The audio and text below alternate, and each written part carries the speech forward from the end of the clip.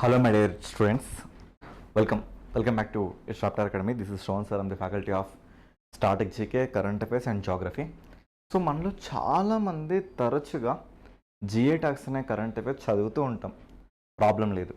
మరి జిఏ ట్యాక్స్ని ఎలా చదవాలంటే ఇక్కడ మీరు ఏపీ విద్యార్థులైతే ఖచ్చితంగా ఏపీ రిలేటెడ్, తెలంగాణ విద్యార్థులైతే తెలంగాణ రిలేటెడ్, దాంతోపాటుగా కరెంట్ అఫైర్స్లో మీరు రాస్తున్న ఎగ్జామ్, ఓకేనా, మీరు రాస్తున్న ఆ ఎగ్జామ్కి ముందు ఒక 6 నుండి 9 నెలల మధ్యలో వచ్చిన జిఏ ట్యాగులు ఉంటాయి, ఓకేనా. ఆ జిఏ ట్యాగుల్ని మీరు నోట్ చేసుకోండి, ప్రాబ్లం లేదు. క్వశ్చన్ డైరెక్ట్గా అడిగితే ఎవరికి ప్రాబ్లం లేదు. బట్ క్వశ్చన్లో ఎప్పుడైతే ఒక క్వశ్చన్ మనకి స్టేట్మెంట్ 1, స్టేట్మెంట్ 2, స్టేట్మెంట్ 3లో వచ్చి పలానా జిఏ ట్యాగ్ గురించి వచ్చి జిఏ ట్యాగ్ సంబంధించిన 2 స్టేట్మెంట్లు స్టాటిక్ జీకే రిలేటెడ్ ఇస్తే అప్పుడు ప్రాబ్లం మనకి జనరేట్ అవుద్ది. ఈ ప్రాబ్లమ్ని ఓవర్కమ్ చేయడానికి ఇక్కడ స్టాటిక్ జీకే సంబంధించిన జిఏ ట్యాగుల్ని నేను మీకు పరిచయం చేయబోతున్నా. First of all GI tag, ఓకేనా. జిఐ ట్యాగ్ అంటే అర్థం ఏంటి? భౌగోళిక గుర్తింపు, అవునా కాదా? సో భౌగోళిక గుర్తింపు, ఓకే. భౌగోళిక గుర్తింపు అంటే ఫర్ ఎగ్జాంపుల్ మీరు చూస్తున్న తిరుపతి లడ్డు కానీ, ఓకేనా, తిరుపతి లడ్డు కానీ, కరీంనగర్ సిల్వర్ ఫిలిగ్రీ కానీ, ఓకేనా. సో వరంగల్ డర్రీసే కానీ, పుట్టపక్క తేలే రుమలే కానీ, హైదరాబాద్ హలీమే కానీ, లాడ్లీ బజార్ లక్క గాజులే కానీ, ఓకే, ఆత్రేయపురం పూతరేకులే కానీ, ఓకే. సో అదేవిధంగా మన విజయనగరం సంబంధించిన పనస పండుగకు సంబంధించిన జాక్ ఫ్రూట్ వీనే కానీ, ఏదైనా ఒక దానికి సంబంధించిన ఐపీఆర్ని మనం కాపాడుకోవాలి. ఐపీఆర్ అంటే అర్థం ఏంటి? Intellectual property rights. అంటే దాన్ని వేరే వాళ్ళు కాపీ కొట్టకుండా, మీకు సంబంధించిన లైవ్లీవుడ్ని వేరే వారు దొంగలించకుండా, మీకు ట్రేడ్కి అదేవిధంగా ఇంటలెక్చువల్ ప్రాపర్టీ రైట్స్ని కాపాడే విధంగా తీసుకొచ్చిన ఒక సమగ్రమైన చట్టాన్ని ఇక్కడ మన భౌగోళిక గుర్తింపు అంటే ఒక వస్తువు వల్ల లేదంటే ఒక ఫుడ్ వల్ల దానివల్ల ఆ ప్రాంతానికి గుర్తింపు వస్తుంది. అంటే అది ఆ ప్రాంతంలో మాత్రమే మ్యానుఫ్యాక్చర్ అవ్వాలి, దాన్ని ఎవరు కాపీ కొట్టకుండా మన కంట్రీలో ఈ చట్టాన్ని ఎప్పుడు తీసుకొచ్చిన జిఏ ట్యాక్స్ రిలేటెడ్ యాక్ట్ని 1999లో తీసుకొచ్చారు. ఇది చాలాసార్లు ఎగ్జామ్స్లో అడిగారు. దీని హెడ్ క్వార్టర్స్ని మనకి ఎక్కడ ఎస్టాబ్లిష్ చేశారంటే చెన్నైలో ఎస్టాబ్లిష్ చేయడం జరిగింది, ఇప్పుడు 2003లో. అలా మన కంట్రీలో తొలుతగా డార్జిలింగ్ టీ అనేది మనకి మొదటి జిఏ ట్యాగ్ మన కళ్ళ ముందుకు వచ్చింది. సరే, ఇప్పుడు ఇక్కడ మనం తెలుసుకోవాల్సిన విషయాలు ఏంటంటే ఈ జిఏ ట్యాగ్ రావడానికంటే ముందు ప్రపంచంలో ఏమైనా థింగ్స్ జరిగినాయంటే ఆబ్వియస్లీ జరిగినాయి.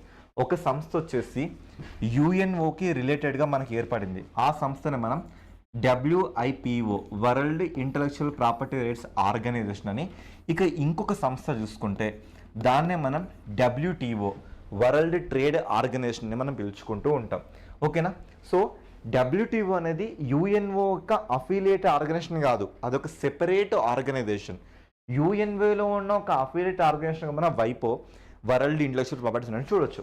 ఇప్పుడు వరల్డ్ ఇంటలెక్చువల్ ప్రాపర్టీ రైట్స్ చూసుకుంటే అసలు ఇది ఎప్పుడు ఏర్పడింది, ఇది ఏర్పడడానికి సహకరించిన ఏమైనా కన్వెన్షన్స్ ఉన్నాయా, ఇవి ఎగ్జామ్స్లో అడుగుతారండి.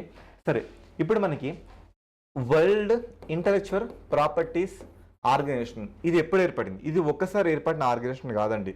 దీనికంటే ముందు మనకి 1883లో అదేవిధంగా 1886లో మనకి 2 కన్వెన్షన్ జరిగినాయి. మొదటి కన్వెన్షన్ని మనం పారిస్ కన్వెన్షన్ అంటాం, ఓకేనా. సో రెండవ కన్వెన్షన్ని మనం బెర్న్ కన్వెన్షన్ అంటాం. బెర్న్ కన్వెన్షన్లో లిటరరీ అండ్ ఆర్టిస్టిక్ థింగ్స్కి, అంటే ఏదైనా సాహిత్య సంబంధించిన కళాకారుల నైపుణ్యం సంబంధించిన థింగ్స్కి అక్కడ రక్షణ కల్పించడం. పారిస్ కన్వెన్షన్ చూసుకుంటే ఇండస్ట్రియల్ ప్రాపర్టీకి రక్షణ కల్పించడం. ఇలా ఈ 2 ఆర్గనైజేషన్స్ మనకి ఏర్పడ్డాయి. ఈ 2 ఆర్గనైజేషన్స్ తర్వాతి కాలంలో, ఓకేనా, అంటే 1970లో కలిసిపోయి అప్పుడు మన కళ్ళ ముందుకు వరల్డ్ ఇంటలెక్చువల్ ప్రాపర్టీస్ ఆర్గనైజేషన్గా మన కళ్ళ ముందుకు ఇది రావడం జరిగింది. వీళ్ళ హెడ్ క్వార్టర్ ఎక్కడ ఉంటుందని తరచుగా మనం అడుగుతుంటారు. ఇది ఎక్కడ ఉంటుందంటే మనకి స్విట్జర్లాండ్లో, ఓకేనా. స్విట్జర్లాండ్లో జెనీవా పట్టణంలో మనకు కనబడుతుంది. ఇక్కడ ఎన్ని మొత్తం మెంబర్ కంట్రీస్ ఉన్నాయంటే 193 మెంబర్ కంట్రీస్ ఇక్కడ మనకు కనబడుతున్నాయి. ఇది ఒకటి గుర్తుపెట్టుకోండి, ఓకేనా. సో ఈ డబ్ల్యూఐపికి సంబంధించిన అంటే వరల్డ్ ఇంటలెక్చువల్ ప్రాపర్టీ ఆర్గనైజేషన్ సంబంధించిన కన్వెన్షన్లో భాగంగా మనం చూసుకుంటే ఒకటి మనం పారిస్ కన్వెన్షన్, అదేవిధంగా బెర్న్ కన్వెన్షన్ని మనం చూడొచ్చు. ఈ రెండు కన్వెన్షన్లు ఇక్కడ జరగడం మనం అబ్జర్వ్ చేయొచ్చు. అదేవిధంగా సో ఈ వరల్డ్ ఇంటలెక్చువల్ ప్రాపర్టీ ఆర్గనైజేషన్ ఏర్పడడానికంటే ముందు అసలు ఇది ఎలా ఏర్పడిందంటే ఈ రెండు కన్వెన్షన్ల కలయికతో, ఒక కన్వెన్షన్ 1883లో ఏర్పడింది, ఒక కన్వెన్షన్ 1886లో ఏర్పడింది. ఒక కన్వెన్షన్ మనం పారిస్ కన్వెన్షన్ అంటున్నాం, ఇంకో కన్వెన్షన్ మనం బెర్న్ కన్వెన్షన్ అంటున్నాం. ఈ రెండు కన్వెన్షన్లు కలిసి 1970లో మనకి ఇలా వరల్డ్ ఇంటలెక్చువల్ ప్రాపర్టీ ఆర్గనైజేషన్ ఏర్పడింది. ఓకేనా, ఇది ప్రపంచవ్యాప్తంగా ఐపీఆర్ ఇంటలెక్చువల్ ప్రాపర్టీ రైట్స్ని ఓకేనా కాపాడడానికి సహకరిస్తున్న యుఎన్ఓ రిలేటెడ్ సంస్థగా మనం చూడొచ్చు. ఇదే సంస్థ ఆధ్వర్యంలో మనం చూసుకుంటే ఇంకొన్ని ఈవెంట్స్ జరిగినాయి. ఇంకొక ఈవెంట్ మనం మాడ్రిడ్ సిస్టమ్ అని 1891లో వచ్చింది. తర్వాత లిస్బన్ అగ్రిమెంట్ అని 1958లో వచ్చింది. ఏ అగ్రిమెంట్ అయినా కూడా ఇవన్నీ కూడా ఇంటలెక్చువల్ ప్రాపర్టీ రైట్స్ని కాపాడడానికి వచ్చినవి. రేపు పొద్దున మీరు ఎగ్జామ్స్లో ఎలా అడుగుతారంటే పారిస్ కన్వెన్షన్ కానీ, బెర్న్ కన్వెన్షన్ కానీ, మాడ్రిడ్ కన్వెన్షన్ కానీ, లేదంటే లిస్బన్ అగ్రిమెంట్ కానీ, ఇవన్నీ దేని గురించి మాట్లాడుతున్నారు, మీ సమాధానం ఏంటి? ఐపీఆర్ రక్షణలో భాగంగానే మీరు చెప్పండి.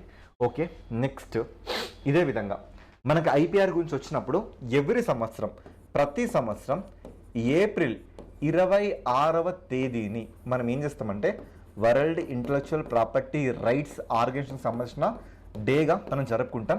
మరి 2026కి సంబంధించిన థీమ్ ఏంటంటే IP and sports ready set innovate. ఓకేనా, సో ఇక్కడ చూడండి, ఇక్కడ మనకు వచ్చింది IP and sports ready set innovate అనే థీమ్ ఈ సంవత్సరానికి సంబంధించిన థీమ్గా మనం చూసుకోవచ్చు. నెక్స్ట్ వరల్డ్ ట్రేడ్ ఆర్గనైజేషన్ అంటే ఏంటి? ఓకే, సో మనకి 1939 నుంచి సుమారుగా 45 వరకు వరల్డ్ వార్ 2 ఎండ్ అయిపోయిన తర్వాత ప్రపంచ దేశాలు గ్యాట్ అని ఒక ఆర్గనైజేషన్ ఏర్పరిచినాయి. గ్యాట్ అంటే general agreement on trade and tariff. ఓకేనా, ట్రేడ్ అండ్ టారిఫ్స్ మీద ఒక ఆర్గనైజేషన్ ఏర్పరచుకున్నారు. ఓకేనా, ఈ ఆర్గనైజేషన్ తర్వాత అంటే 1994లో ట్రిప్స్ అంటే trade related intellectual property rights. ఓకేనా, సో ట్రిప్స్ అన్నట్లుగా ట్రిప్స్ అగ్రిమెంట్గా. సో ఈ అగ్రిమెంట్ ఎక్కడ జరిగిందంటే మొరాకో దేశంలో మారకేష్ అనే సిటీలో జరిగింది. అందుకే దీన్ని మారకేష్ ఒప్పందం అంటూ ఉంటారు. చాలాసార్లు ఎగ్జామ్స్లో అడిగారు. ఈ మారకేష్ ఒప్పందం 1994లో ఏర్పడింది. ఈ మారకేష్ ఒప్పందం కాస్త ఆ ఇంతకు ముందున్న గ్యాట్ని WTOగా వరల్డ్ ట్రేడ్ ఆర్గనైజేషన్గా ఎస్టాబ్లిష్ చేయడానికి ఇది యూజ్ అయింది. ఓకేనా, వరల్డ్ ట్రేడ్ ఆర్గనైజేషన్గా ఇది మన కళ్ళ ముందుకు వచ్చింది. అంటే ఒకప్పుడు మనం మాట్లాడుకున్న గ్యాటే ఇప్పుడు మనకి వరల్డ్ ట్రేడ్ ఆర్గనైజేషన్గా మన కళ్ళ ముందుకు వచ్చింది. వరల్డ్ ట్రేడ్ ఆర్గనైజేషన్ యాక్చువల్గా ఇది ఏర్పడాలన్న ఒక ప్రతిపాదన మనకి ఉరుగ్వే అనే దేశంలో జరిగిన కొన్ని నెగోషియేషన్ నుంచి పుట్టింది. ఓకేనా, సో అలా ఇది పుట్టింది. అలా పుట్టి ఈ గ్యాట్ అనే ఒక సంస్థ కాస్త వరల్డ్ ట్రేడ్ ఆర్గనైజేషన్కి వచ్చింది. గ్యాట్ ఏం డిస్కస్ చేస్తుందంటే ఓన్లీ ట్రేడ్ అండ్ టారిఫ్స్ గురించి మాత్రమే మాట్లాడుతుంది. బట్ వరల్డ్ ట్రేడ్ ఆర్గనైజేషన్ ఏం మాట్లాడుతుందంటే సర్వీస్ అండ్ ఇంటలెక్చువల్ ప్రాపర్టీస్ గురించి కూడా మాట్లాడుతుంది. ఈ వరల్డ్ ట్రేడ్ ఆర్గనైజేషన్ ఒక హెడ్ క్వార్టర్ ఎక్కడ ఉందంటే ఇది కూడా స్విట్జర్లాండ్ జెనీవాలో ఉంది. ఇందులో మొత్తం సభ్య దేశాలు మనకి 166 మాత్రమే ఉన్నాయి. ఈ 166లో ఫౌండింగ్ దేశంగా మన భారతదేశం కూడా ఉన్నది. కానీ అదే WIPO వరల్డ్ ఇంటలెక్చువల్ ప్రాపర్టీ ఆర్గనైజేషన్లో భారతదేశం 1975లో జాయిన్ అయింది. అందుకని మన సభ్య దేశంగా అంటే మనది ఫౌండింగ్ దేశం కాదు అన్నట్లుగా. ఓకేనా, సో అలా మనం దీన్ని చూసుకోవచ్చు. ఈ వరల్డ్ ట్రేడ్ ఆర్గనైజేషన్ యొక్క దీని యొక్క చైర్మన్గా మనం ఇక్కడ డాక్టర్ ఎంగోజీ ఒకోంజో ఇవాలా. సో ఈమె నైజీరియాకి సంబంధించిన ఒక ఎకనామిస్ట్. సో ఈవిడే ఈ ఆర్గనైజేషన్ సంబంధించిన మొదటి మహిళా చైర్మన్ అండ్ నైజీరియా చూసిన మొదటి మహిళా చైర్మన్గా మనం ఇవన్నీ చూడొచ్చు. ఓకే, సో వీళ్ళు అంటే WTO ఇది UNOలో భాగం కాకపోయినా ఇది ప్రతి 2 సంవత్సరాలకు ఒకసారి మినిస్ట్రీ ఆఫ్ కాన్ఫరెన్స్ నిర్వహిస్తుంది. చివరిసారిగా మనం చూసుకుంటే ఎప్పుడు 2024లో మనకి జరిగిన మినిస్ట్రీ కాన్ఫరెన్స్ 13th. ఆ చివరిసారి ఎక్కడ జరిగిందంటే అబుదాబిలో జరిగిందని గుర్తుపెట్టుకోండి. చూసుకుంటే మనకి మినిస్ట్రీ ఆఫ్ కాన్ఫరెన్స్ 4 కొంచెం ఇంపార్టెంట్ అబ్బా. ఇది ఎందుకంటే ఖతర్ క్యాపిటల్ దోహాలో జరిగింది. నెక్స్ట్ మినిస్ట్రీ ఆఫ్ కాన్ఫరెన్స్ 9 ఇది 2003లో జరిగింది. దీన్నే మనం బాలీ కన్వెన్షన్ అంటాం. మన కరెంట్ అఫేర్స్లో నేను బాలీ కన్వెన్షన్ గురించి ఒకసారి డీటెయిల్గా మీకు ఒక కరెంట్ అఫేర్ వీడియో కూడా చేయడం జరిగింది. కావాలంటే సెర్చ్ చేసుకోండి. దాని డిస్క్రిప్షన్ లింక్ నేను అంటే దానికి సంబంధించిన లింక్ని మన డిస్క్రిప్షన్ ఇస్తాను. Okay. Next ministry of conference 10th ఇది ఎక్కడ జరిగిందంటే మనకి నైరోబీ కెన్యాలో జరిగింది. ఓకేనా, కెన్యా క్యాపిటల్ నైరోబీలో జరగడానికి మనం ఇక్కడ ఎక్స్పీరియన్స్ అవ్వచ్చు. సో కొన్ని జిఐ ట్యాక్స్ ఇక్కడ చూడవచ్చు. ఆంధ్రప్రదేశ్ చూసుకుంటే శ్రీకాళహస్తి, కలంకారీ, కొండపల్లి బొమ్మలు, Budithi bell, brass metal, Uppada Jamdani saris, Bobbili Veena, Durgi stones, ఇలా అనేక రకాలైన మనం వీటిని ఎగ్జామిన్ చేయొచ్చండి. సో మనకి మోస్ట్ ఆఫ్ ది కేసెస్ ఇలా world intellectual property organisation and WTOకి తేడా ఏంటంటే ఇది UNO రిలేటెడ్ సంస్థగా మనం చూడొచ్చు. ఇది IPRకి రక్షణ ఇస్తుంది. ఇది IPRకి రక్షణ మాత్రమే కాకుండా ట్రేడ్ అండ్ ఇంటలెక్చువల్ ప్రాపర్టీ గురించి కూడా మాట్లాడుతుంది. సో ఇక్కడ నేను చెప్పదలుచుకున్న విషయం ఏంటంటే ఎప్పుడైనా మీ చెవికి GI ట్యాగ్ అనే పదం వినిపిస్తే 1999 తీసుకొచ్చిన చట్టంతో పాటు 2003లో వీళ్ళ హెడ్ క్వార్టర్ని చెన్నైలో ఎస్టాబ్లిష్ చేసినాం. అలా మొదటిగా మన కంట్రీలో డార్జిలింగ్ ట్రీకి మనం తొలుతగా GI ట్యాగ్ని అప్పగించడం జరిగింది. అండ్ దాంతోపాటుగా ప్రపంచంలో చూసుకుంటే వరల్డ్ ఇంటలెక్చువల్ ప్రాపర్టీ ఆర్గనైజేషన్ 1970లో ఏర్పడింది. ఇది ఏర్పడడానికి 2 ఆర్గనైజేషన్ తోడ్పడ్డాయి. ఒకటి 1883లో, ఒకటి 1886లో. 1883 చూసుకుంటే మనం పారిస్ కన్వెన్షన్ చూసుకోవచ్చు, ఇక్కడ చూసుకుంటే బెర్న్ కన్వెన్షన్ చూసుకోవచ్చు. ఇంకా దీని ఆధ్వర్యంలో మనం చూసుకుంటే మ్యాడ్రిడ్ ఒప్పందం కానీ, అదేవిధంగా లిస్బన్ ఒప్పందం కానీ ఇవన్నీ ఇక్కడ ఏర్పడడం జరిగింది. ఇక WTO సంగతి చూసుకుంటే ఇక్కడ మనకు ఒక 190+ దేశాలు కనిపిస్తుంటాయి. ఇక్కడ 166 దేశాల సభ్య దేశాలు మనం చూడొచ్చు. ఇది మనకి ఎలా ఏర్పడిందంటే మారకేష్ ఒప్పందం ఎప్పుడు ఏర్పడింది? 1994లో. అంతకుముందు ఈ సంస్థ పేరేంటి? గ్యాట్ అని. ఇది మనకి 1948 యాక్టంలో ఏర్పడడం జరిగింది. ఓకేనా, ఈ రెండు కూడా ట్రేడ్ అండ్ ఇంటలెక్చువల్ ప్రాపర్టీ సంబంధించిన ఒక విధానాల మీద మనకి నేటికి ఫైట్ చేస్తూ కనిపిస్తున్న ఆర్గనైజేషన్గా వీటిని మనం ఇక్కడ ట్రీట్ చేయొచ్చు. ఓకేనా, ఇది GI ట్యాక్స్కి సంబంధించిన ఒక స్టాటిక్ జీకే పాయింట్ ఆఫ్ వ్యూలో మనం తెలుసుకోవాల్సిన కొన్ని థింగ్స్ అన్నట్లుగా. ఓకేనా, సో ఇంతకంటే బెస్ట్ అండ్ క్వాలిటీ మెటీరియల్తో నెక్స్ట్ క్లాస్లో మళ్ళీ కలుసుకుందాం. Until then keep watching us. Thank you.